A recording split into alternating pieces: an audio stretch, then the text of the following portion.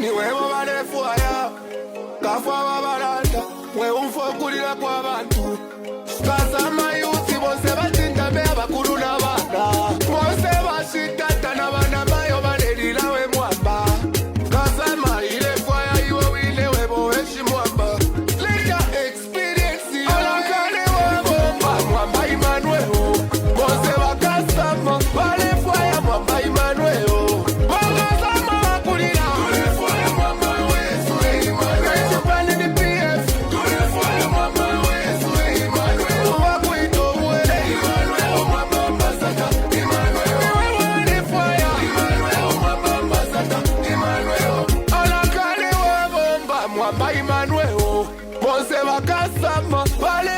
Mwamba Emmanuel wakasama wakulira tulefuaya mwamba wesu Emmanuel chipande ni PF tulefuaya mwamba wesu Emmanuel wakuito uwele Emmanuel mwamba mbasaka Emmanuel tulefuaya Emmanuel mwamba mbasaka Emmanuel wakasama wakulira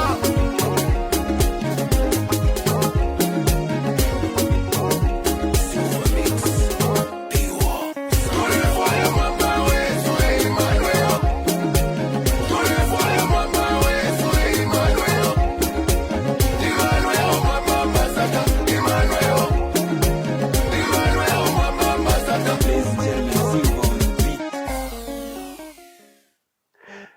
Good day. Our country will be busy next week up to the end of the month.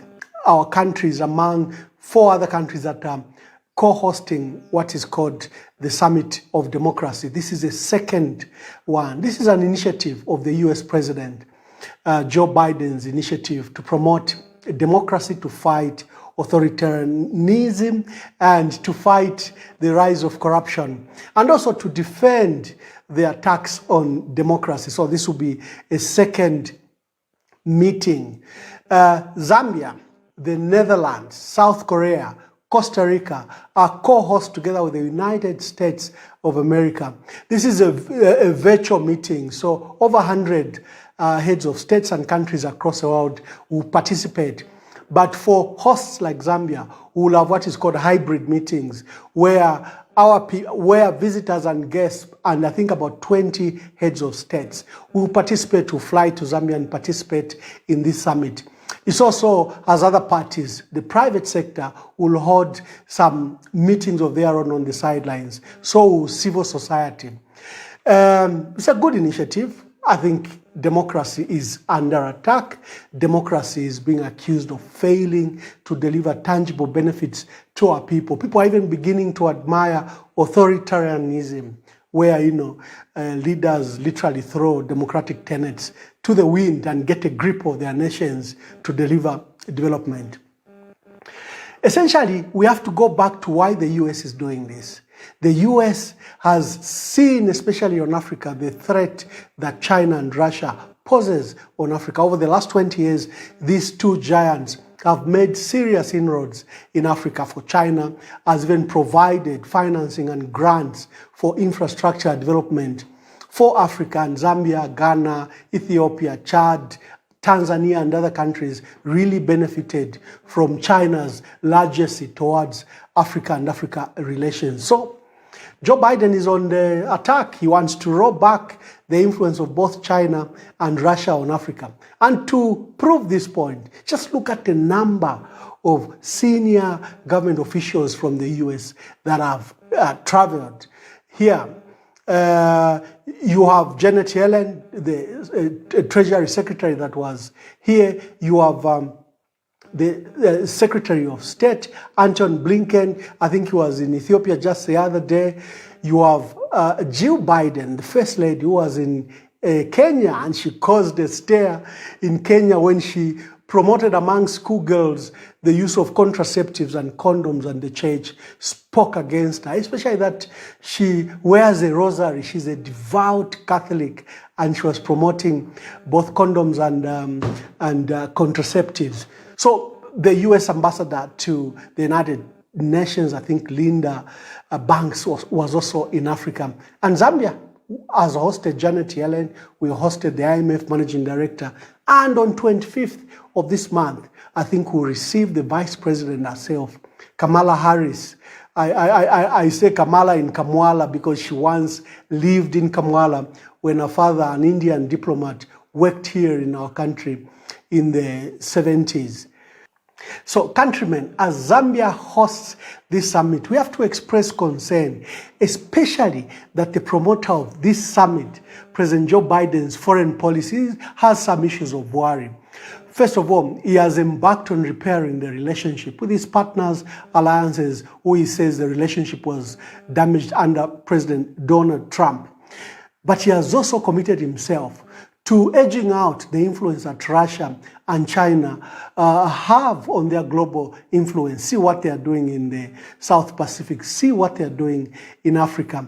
And lastly, and of serious concern for us, is that on 5th February 2021, just after he came to office, President Joe Biden signed a memorandum where he has committed the United States to LGBTQ rights. And then he has directed all agencies, all US agencies, all embassies to promote LGBT rights across the world.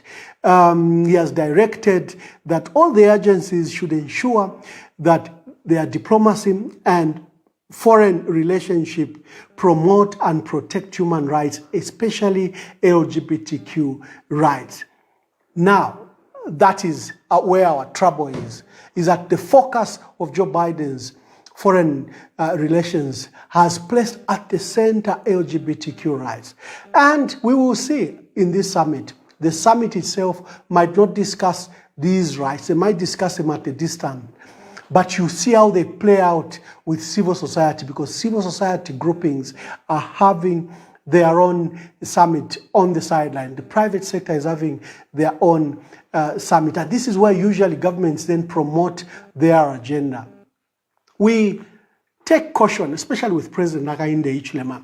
Look at the countries that were picked.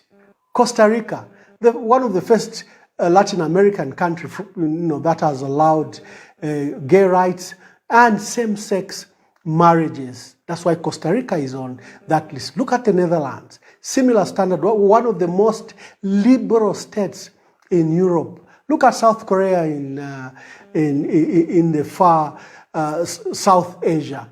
And South Korea, again, is very pro-liberal, many of the rights other than the other states. So Zambia is being nurtured to be that country like Costa Rica, to be that country like the Netherlands, to be that country like South Korea. Our president must take caution in his relationship with the US, in his promotion of their values. You have seen the memorandum that was signed by President Joe Biden. It's a directive to agencies that their foreign assistance must place at the heart of it the LGBT agenda. We recently have heard that a technical director, a young man from the United Nations Drugs and Agency, has been recruited and is at State House under the funding of USAID. We are told is in charge of key and vulnerable populations, literally another word for LGBT. Mr. President, have you accepted a technical director at State House to promote LGBT policy, to advise you on LGBT issues? Those are our concerns. As the president takes center stage, he takes glory that is that African country that is hosting this summit on democracy. We must be aware of the US agenda and the US agencies and what they promote. The US is taking care of its interests and it wants global influence, whether it's in security, whether it's in humanitarian, whether it's in any other sphere. We saw last year when the president was in the US, when the US hosted the Leadership Summit of Africans, we saw that there was an agreement that was done for minerals between DRC and Zambia, where there was exclusive rights being given to the US in the value chain for electric batteries. So we have to express concern And this is why we call upon civil society in Zambia, the church. We call upon you, members of our people, get concerned, get information. Yes, the summit is promoting democracy. The summit is promoting human rights, but what kind of human rights? Your human rights against torture, your human rights to freely express yourself, or LGBT rights. We have to be alert. And I thought that we could focus our attention on this summit and get engaged, ask our government that our values, our national principles should never be lost, even when we interact with whoever we are interacting with, no matter how powerful they are, like the US. Zambian values should never be lost. And we should not be used as a stage post for values that are alien to Africa, that are alien to our country. As we host this summit, how much do you know about it? This is a second summit. What did the first one in 2021 discuss? What did they promote?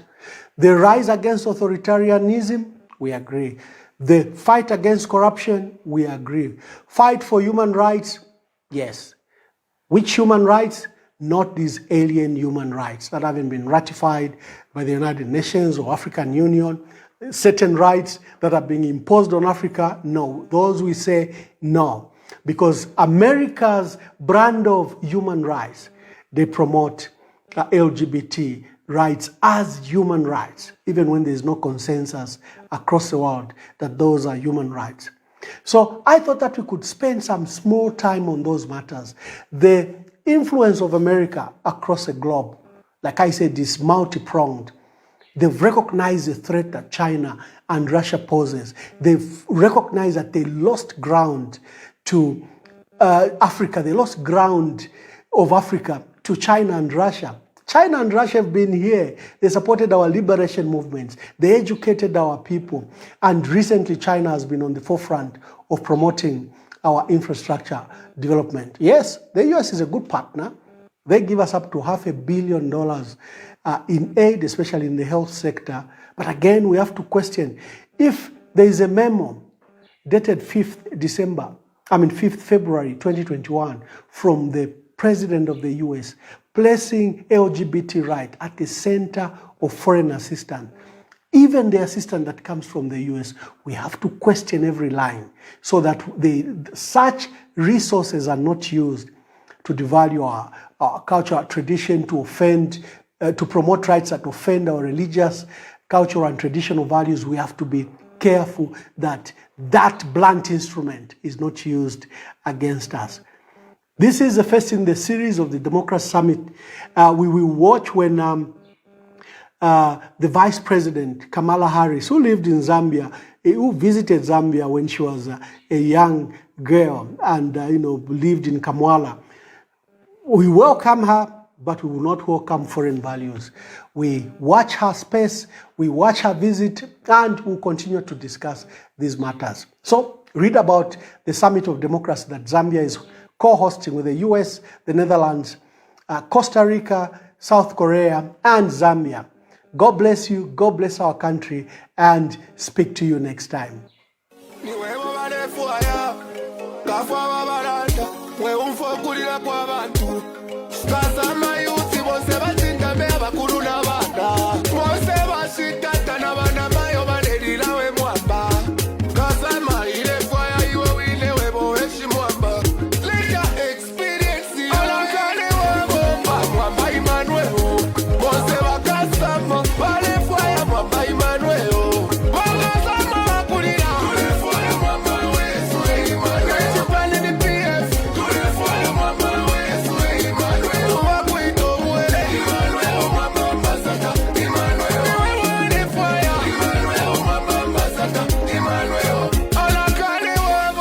Mwamba Emmanuel,